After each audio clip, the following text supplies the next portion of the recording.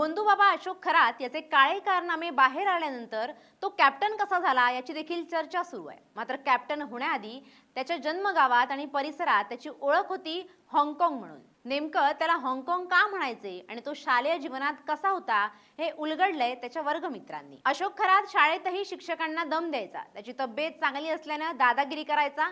एवढंच नव्हे तर शिक्षकांच्या अंगावर देखील धावून द्यायचा।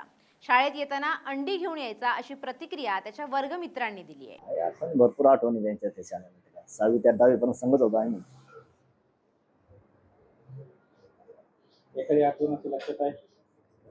आता त्याने काय शाळेत आता ते खोडकरच पाहिलं पण थोडा खोडचलच होता तो। अंड्यांचं काय किस्सा? अंडे काय कधी मध्ये असे शाळेत दप्तर असला कधी मध्ये असे अंडे आणायचं दप्तर मध्ये घालून तो असं विकण्यासाठी? हा विकायचं। आता इकडे काय करत होता पण अंडे त्याच्या दप्तर असायचे नेहमी। हा ते अंड्याचं लय त्याला। आता त्याच्यावरती गुन्हा दाखल झालाय, तुमचा एक मित्र काय होतं? वाईट कृत्य केला त्याला तर वाईट सजा झालीच पाहिजे असं त्यांनी करायला नको होतं। आधी तो आमच्या पुढच्या वर्गात होता, मात्र नापास होऊन तो 10वीला आमच्या बरोबर आला।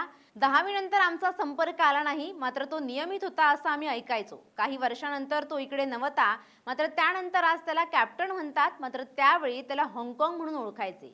आज जे काही त्याची कृत्य समोर आली आहेत हे पाहिल्यावर आमचा वर्गमित्र म्हणून घेण्याची आम्हाला लाज वाटते। आज मित्र म्हणून घेण्याच्या लायकीचा तो नाही अशी प्रतिक्रिया खरातच्या वर्गमित्रांनी दिली आहे। अशोक खरातच्या शाळेत असताना काय आठवणी आहेत?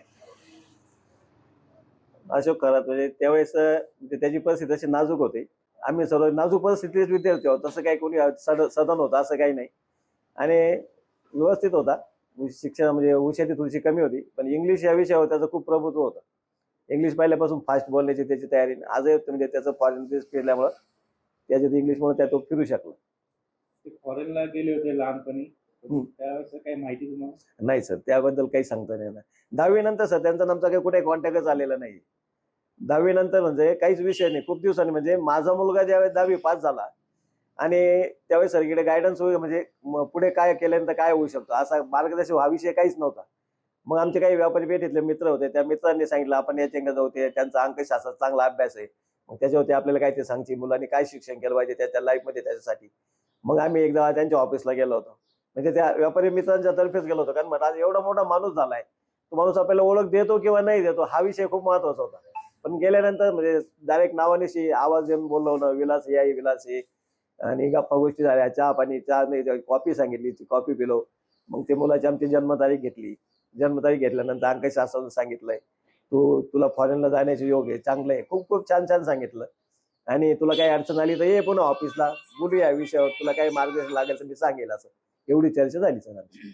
तो नापास झाल्यानं एकच वर्ष आमचा संबंध आला। त्याने जे कृत्य केलं ते एकदम चुकीचं आहे, ऐकल्यावर धक्काच बसला अशी ही प्रतिक्रिया खरातच्या वर्गमित्रांकडून देण्यात आली आहे। अशोक खरात आणि तुम्ही वर्गमित्र आहात, त्यावेळेस तुमचं काय काय आठवण आहे का त्याच्यासोबतची? 83 साली एकच वर्ष संपर्क आला, 10वीला असताना, नंतर पण भेट झाली नाही। काय अनुभव आहे त्याच्यासोबतचे? अत्यंत परिस्थिती गरिबीची होती, राहणीमान कपडे वगैरे साधे सिंपल राहणीमान होतं। शाळेत असताना काही खोडसळपणा होता त्याच्या अंगी? नाही नाही, खोडचं पण तसं वाटलं नाही काही, पण एकदम साधा सिंपल स्वभाव होता। आणि आता त्याची अशी केस बाहेर आली, काय वाटतं? खूप वाईट वाटलं आणि मोठा धक्का बसला। असं वागेल म्हणून असं स्वप्नातही कल्पना नव्हती। या खरातच्या अश्लीलतेची वरात जरी आता निघाली असली तरी हा गंगाधर लहानपणापासूनच शक्तिमान असल्याचं समोर आलंय। ते म्हणतात ना, बाळाचे पाय पाळण्यात दिसतात, तसंच खरातचं वर्तन हे शाळेतच दिसून आलं होतं। तो मोठा होऊन एवढ्या लोकांना टोपी घालेल असं मास्तरांनाही वाटलं नव्हतं।